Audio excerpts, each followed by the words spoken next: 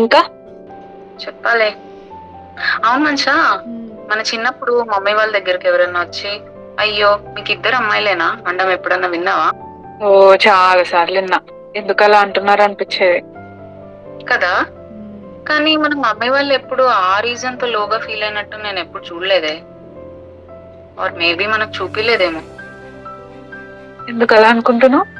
ఎందుకంటే కొడుకులు లేకపోతే అసలు ఎంత కష్టమని ఇప్పుడు నాకు పేరెంట్ అయినాకనే అర్థమవుతుంది.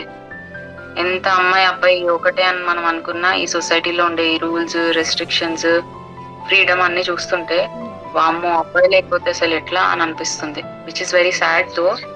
అసలు ఇలాంటివన్నీ డైనోసర్ లాగా ఎక్స్టెంట్ అయిపోతే బాగుంటది. అయినా నువ్వు ఇప్పుడే ఇలా అంటే మరి 90s లో మన పేరెంట్స్ వాళ్ళు ఎన్ని భరించుంటారు. తెలుసు. అందుకే కదా 65 years వచ్చిన డాడీ ఇంకా వర్క్ చేస్తున్నారు.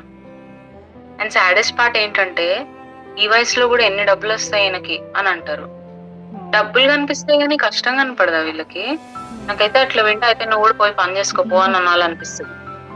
Wish I could. నిజమే అక్క. ఓన్లీ డాటర్స్ ఉన్నా కూడా వాళ్ళని ప్రౌడ్ గా పెంచే ఫాదర్స్ నిజంగా చాలా చాలా గ్రేట్. అందుకే అలాంటి మన డాడీకి కూతుర్లగా కోరుకుంటున్నాం, కోరికే పాడుకుంటున్నాం, నూరేళ్ళు జరపాలని మీ పుట్టిన రోజుని.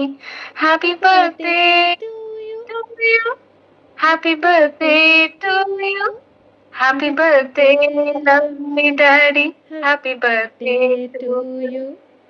Happy birthday, Daddy. Happy birthday daddy. We are much more proud than you are about us.